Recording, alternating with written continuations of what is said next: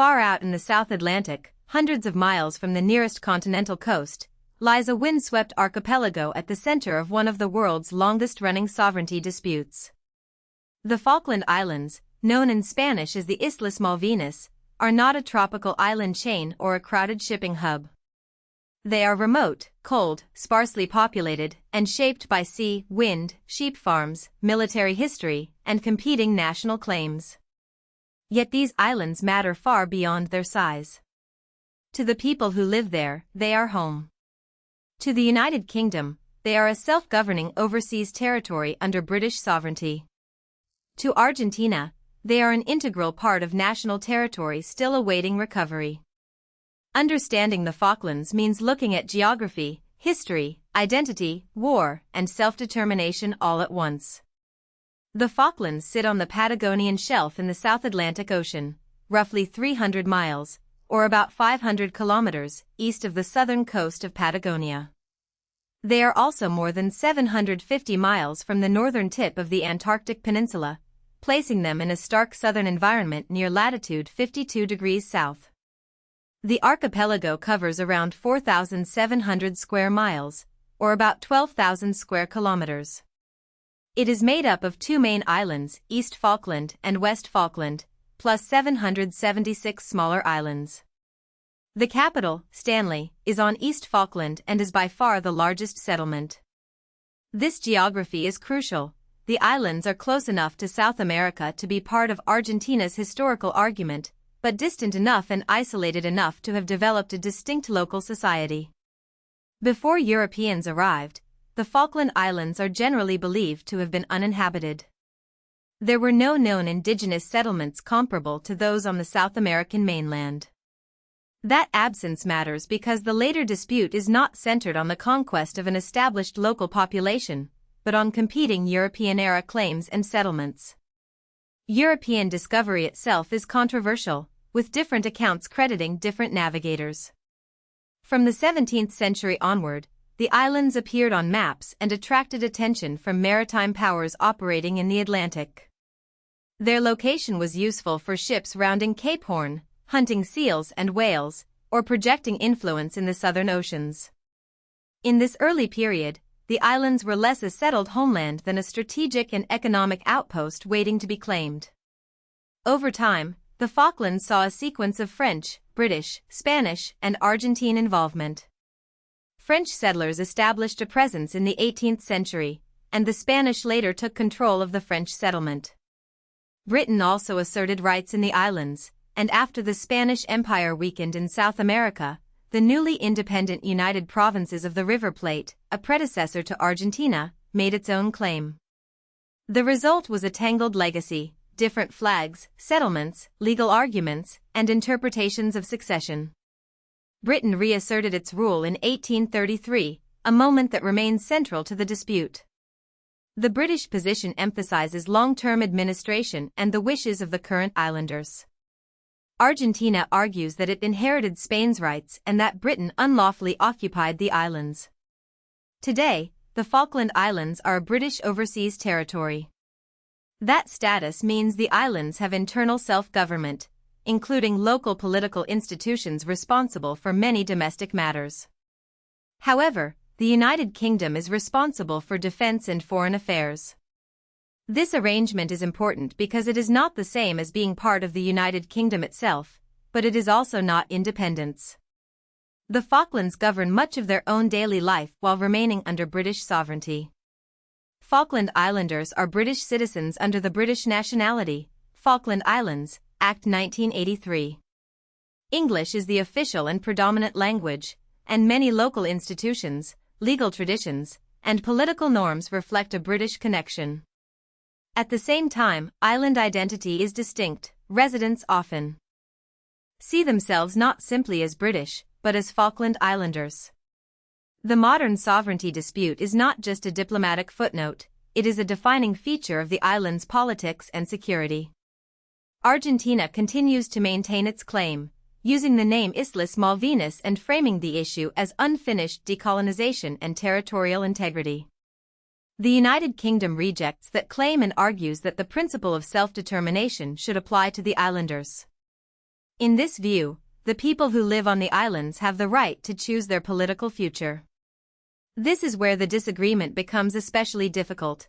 Argentina argues the population was established after British control and should not override territorial sovereignty. Britain argues the current population is a real community with democratic rights. Both sides use legal, historical, and moral language, but they start from very different assumptions. The dispute turned into war in April 1982, when Argentine military forces invaded the islands.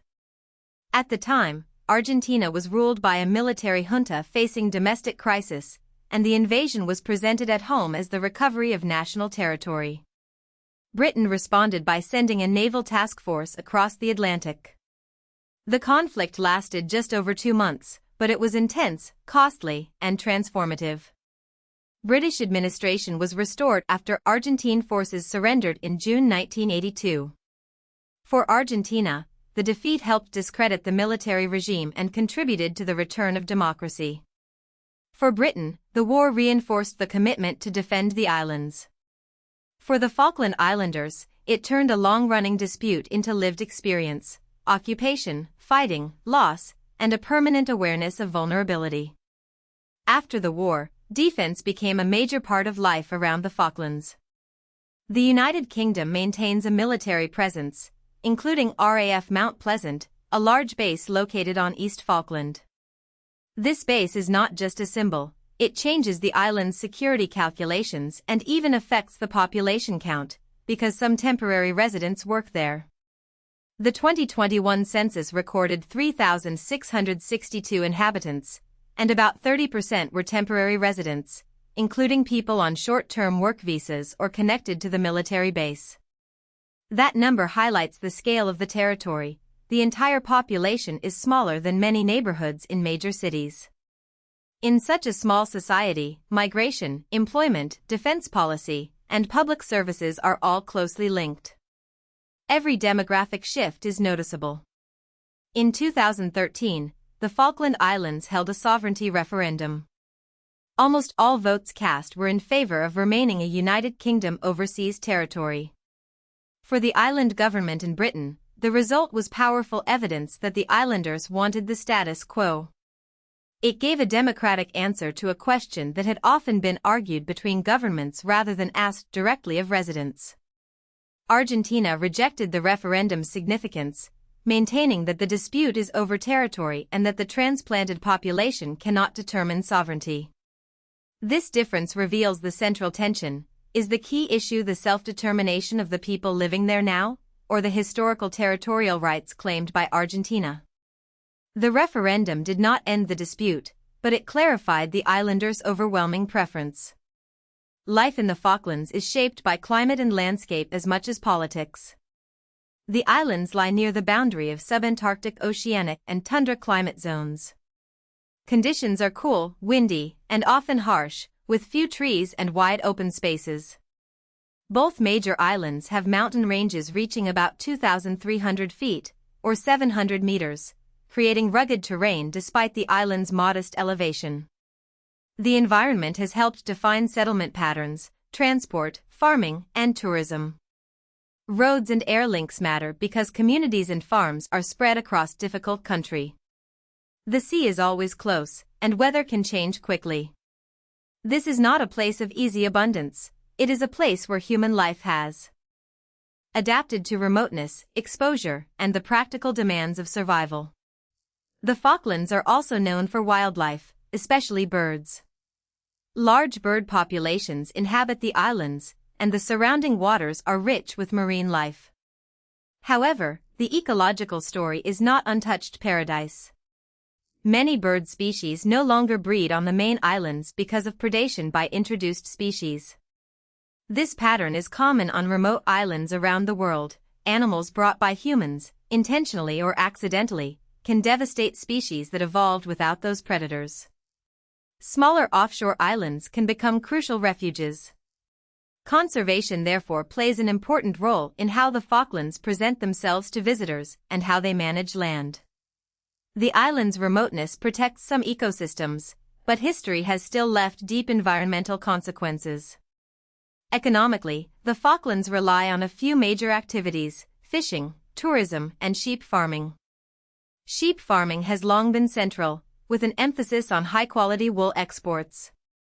In a place with limited arable land and a small population, wool became a practical way to turn rough grazing country into an export economy. Fishing is also vital, especially because maritime zones around the islands contain valuable resources. Tourism brings visitors drawn by wildlife, battlefields, remoteness, and the unusual culture of Stanley and rural settlements. But the economy is tied to sovereignty too. Control over surrounding waters affects fisheries and licensing. Even ordinary economic planning can become geopolitical when two states disagree over who has the right to govern the territory and its maritime resources. Oil exploration adds another layer of controversy. The Falkland Islands government has licensed exploration, but Argentina objects because it disputes the maritime rights connected to the islands. For supporters, offshore oil could bring revenue and greater economic security to a remote community. For critics, it raises environmental risks in a harsh ocean environment and intensifies the diplomatic dispute. Oil also shows why sovereignty questions are rarely symbolic alone. Territory can mean fishing grounds, seabed resources, strategic position, and national pride. The Falklands may be small in population, but their surrounding waters are vast and valuable. That is one reason the disagreement has endured. The islands are remote, but they are not irrelevant. The Falkland Islands are therefore more than on the map. They are a self-governing community with a strong local identity, a British overseas territory defended by the United Kingdom, and a territory claimed by Argentina as the Islas Malvinas. Their history includes uncertain discovery, competing settlements, the British reassertion of rule in 1833, the 1982 war, and a modern referendum in which islanders overwhelmingly chose to remain under British sovereignty. Their present is shaped by wildlife, wind, fishing, sheep farming, tourism, military security, and resource disputes. The future remains uncertain because the core disagreement has never been resolved. But any serious explanation must begin with one fact: for the people living there, these remote islands are not an abstraction. They are home. If you found this helpful, please like this video and subscribe for more explainers.